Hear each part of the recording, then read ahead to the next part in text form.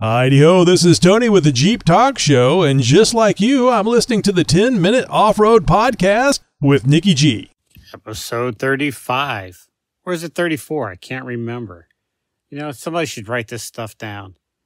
Anyhow, episode 30-something. It's in the bag, baby. All right, sit back, shut up, relax. The 10-Minute Off-Road Podcast is about to begin. Welcome to the 10-Minute Off-Road Podcast. I'm your host, Nikki G. I'm here to inform, entertain, and delight you about all things off-road for the next 10 minutes or so. Why 10 minutes? That's about how long it takes to hard boil an egg. Yeah, I like them boiled hard.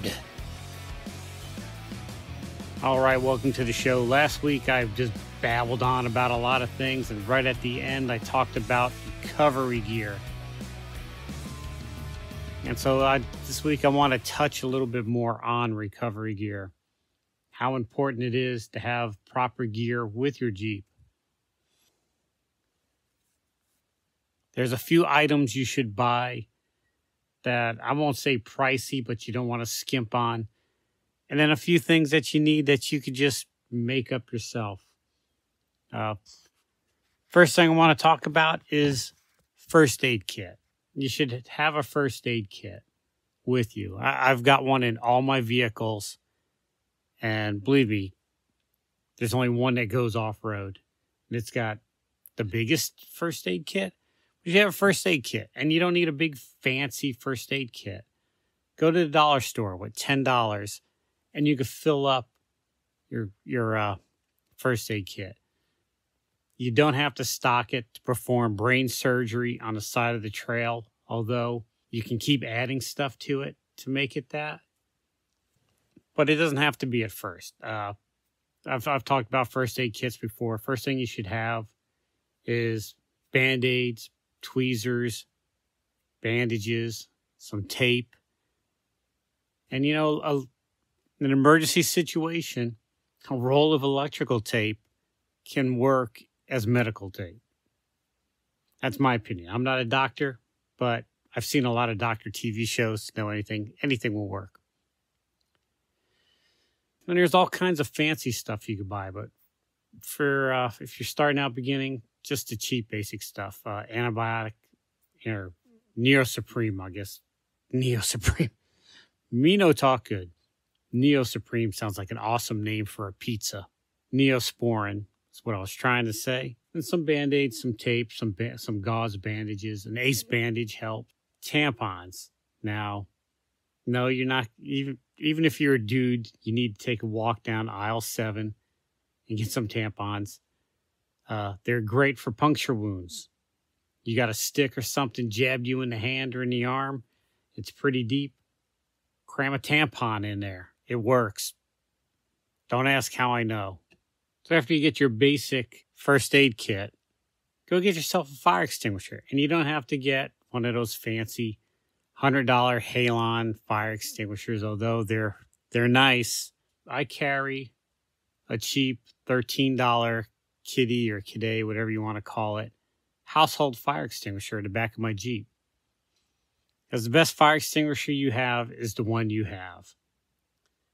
Now, if my engine compartment catches on fire or anything catches on fire in my Jeep, my dry chemical fire extinguisher is going to make a mess. It'll put the fire out. It'll save property and hopefully lives, but it's going to make a mess. You got a fire in your engine compartment and you spray a halon gas one or anything, it's going to put the fire out and it's not going to leave that powdery mess. But don't let cleaning up a mess stop you from putting out a fire. Put the fire out. I carry a cheap fire extinguisher with me because I replace them every year. And here's a side note. If your fire extinguishers that are close to expiring or expired, take some newspapers out in the backyard, light some small fires and let the kids practice putting out a fire with the fire extinguisher. I used to do it all the time with the boat, replace the fire extinguisher on the boat. And I would have kids in the neighborhood lined up waiting to use the fire extinguisher. They love it for some reason. And it gets them, and it's good practice for them in an emergency situation. They don't panic and they know what to do.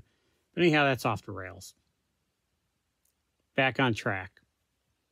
First aid kit, fire extinguisher, recovery gear. Can't stress it enough. Toe strap and shackles at the minimum. Snatch block.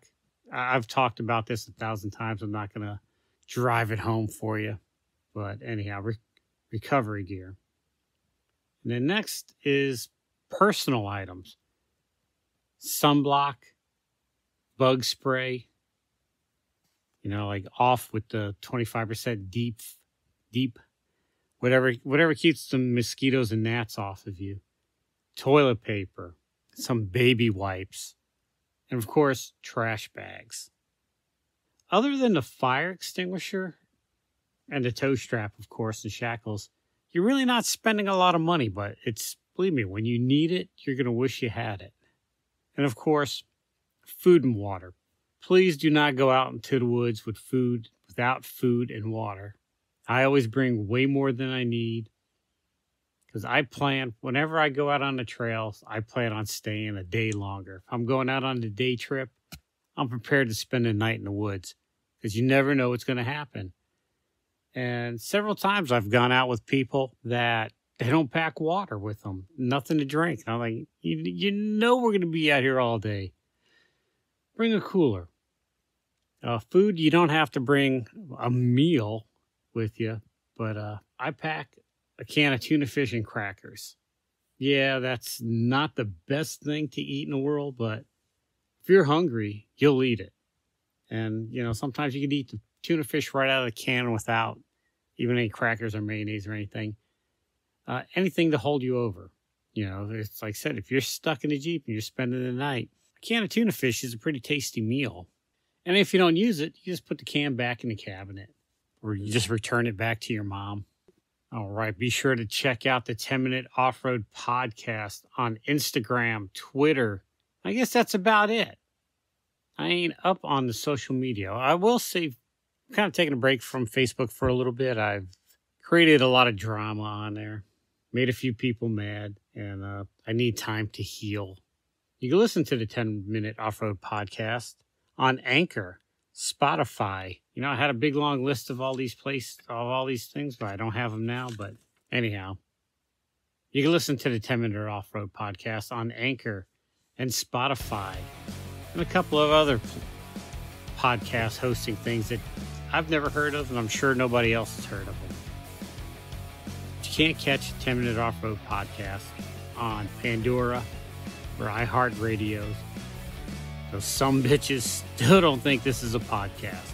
I don't know why. Maybe I need more than 5 listeners for them to get their attention. I listened to it 6 times, so that helps.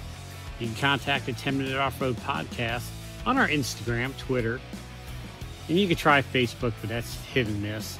And on YouTube, we don't have a specified YouTube name yet, but it's getting there.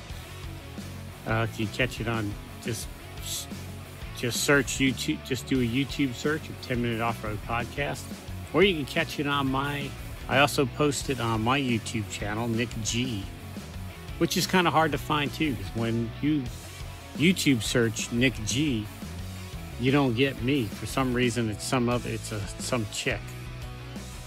Now, all you dudes right now are doing it just to see what the chick looks like. But anyhow, all I tell you is YouTube search Brown Mountain Trail Review. That's every time I put that in, my video comes up. Or Return to Old House Gap Road. I got a lot of trail ride videos, a lot of Jeep repair videos, and whenever I'm messing around the house, I just turn the camera on, record it, and throw it on YouTube. That's quality entertainment. All right, so I rambled on long enough. Thank you for listening. I appreciate it. Until next time, this is Nicky G saying, wheel what you got and be happy.